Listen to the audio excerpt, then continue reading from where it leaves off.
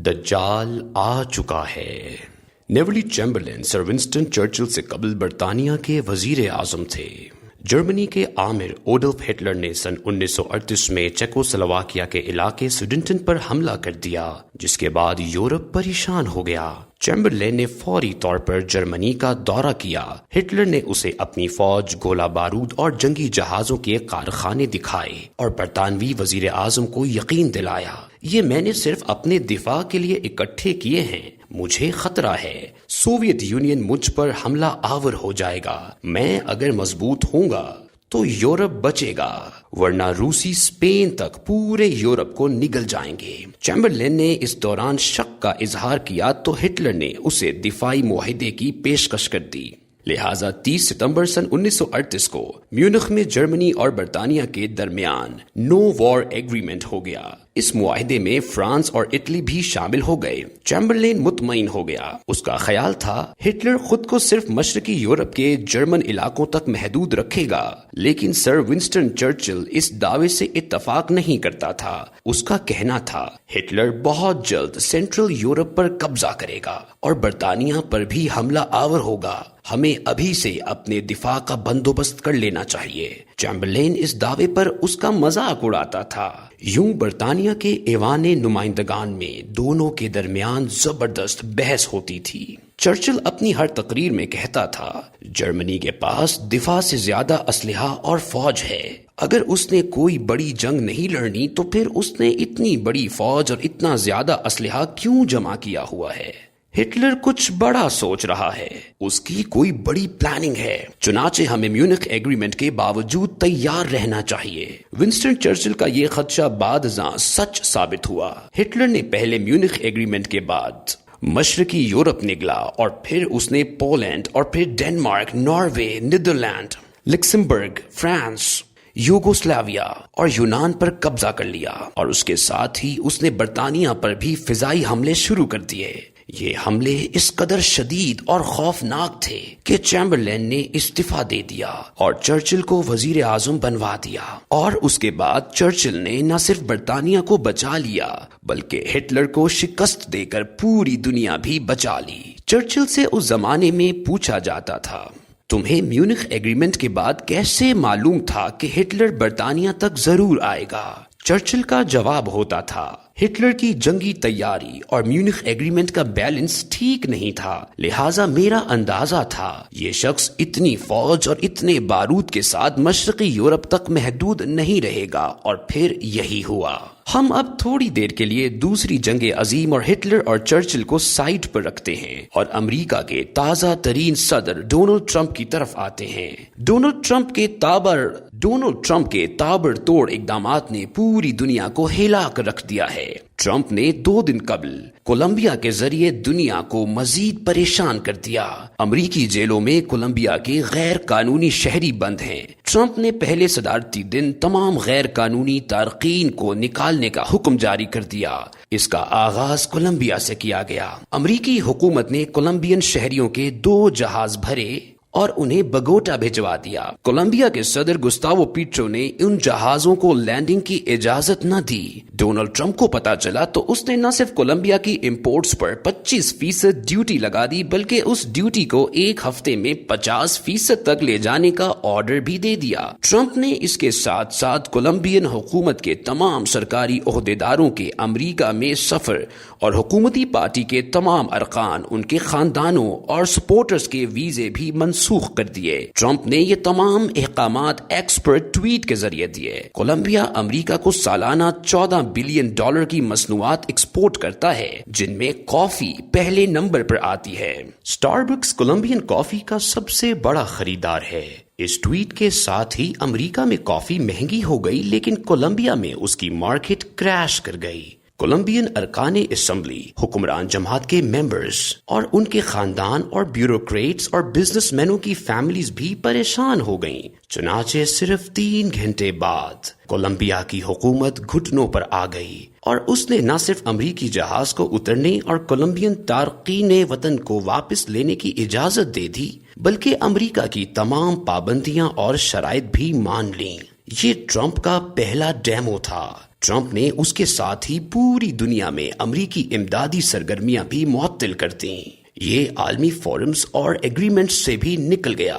Ukrainian جنگ میں Ukraine کی مدد سے بھی ہاتھ کھینچ لیا، میکسیکو کو بھی ٹائٹ کر دیا، افغانستان اور جنگ زدہ افریقی ملکوں کی امداد بھی بند کر دی ہے، اور ماحولیات کی حفاظت کے لیے رقم دینے سے بھی انکار کر دیا۔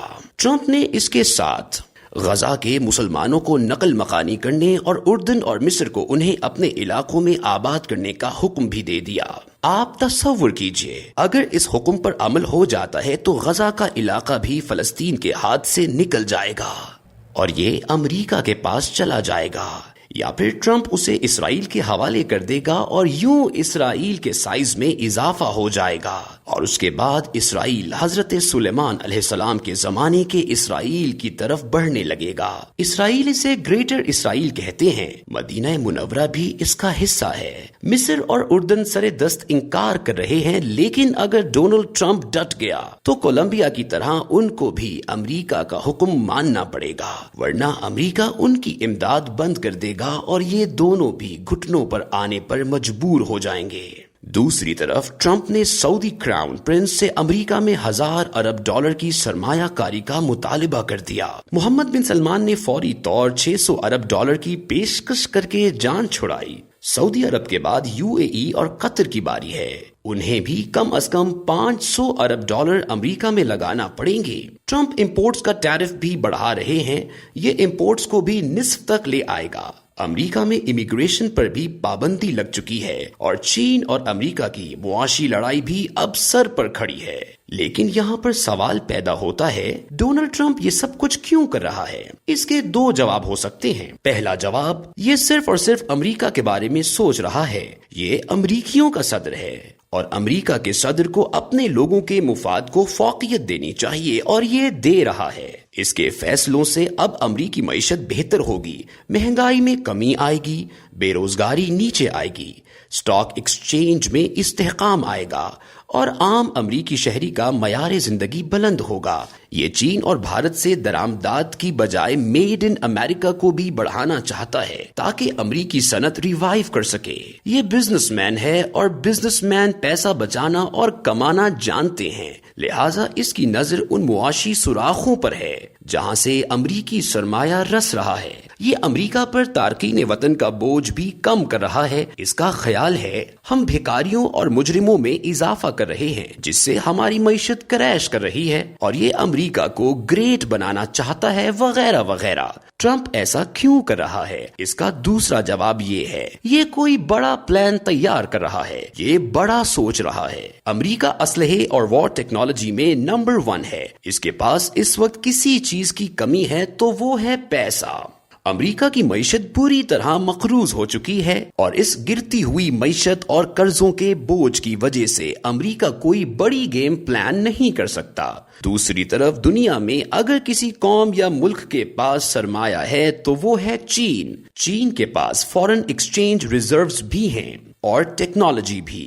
چین نے $6 ملین میں ڈیپ سیک بنا کر نہ صرف امریکی چیٹ GPT کا بیڑا غرق کر دیا، بلکہ امریکہ کا ٹیکنالوجی کا غرور بھی مٹی میں ملا دیا۔ چنانچہ ڈونلڈ ٹرمپ کو اس وقت صرف 2 چیزیں چاہیے، ٹیکنالوجی اور پیسہ، اور یہ بڑی تیزی سے اس سمت دوڑ رہا ہے۔ اس نے اقتدار سنبھالتے ہی جس طرح ٹیکنالوجی کو فوقیت دی، اس نے جس طرح IT کی کمپنیوں کو ساتھ ملایا، جس طرح ان میں سرمایہ کاری شروع کرائی، جس طرح سرمایہ کی لیکیج روکنا شروع کی، جس طرح پیسہ جمع کرنا شروع کیا، اور جس طرح امریکہ کو دوسرے ملکوں کی محتاجی اور ضرورت سے آزاد کرنا شروع کیا، وہ یہ ثابت کرتا ہے اسے بہت جلدی ہے۔ یہ جلد سے جلد امریکہ کا امپورٹس پر انحصار کم کرنا چاہتا ہے، یہ اپنے ریزروز بہتر بنانا چاہتا ہے تاکہ یہ اپنا منصوبہ مکمل کر سکے۔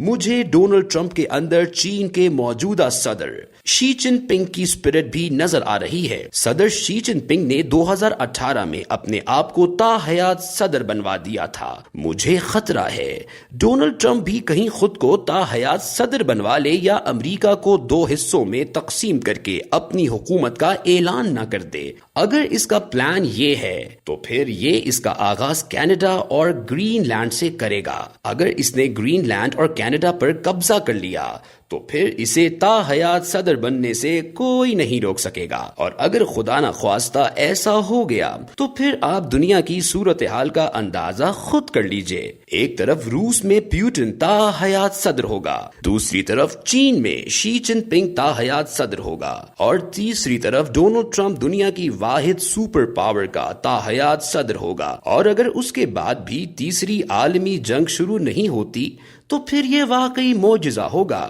اللہ تعالیٰ اب دنیا اور زمین دونوں پر رحم کرے۔ کیوں؟ کیونکہ مجھے محسوس ہو رہا ہے دجال آ چکا ہے۔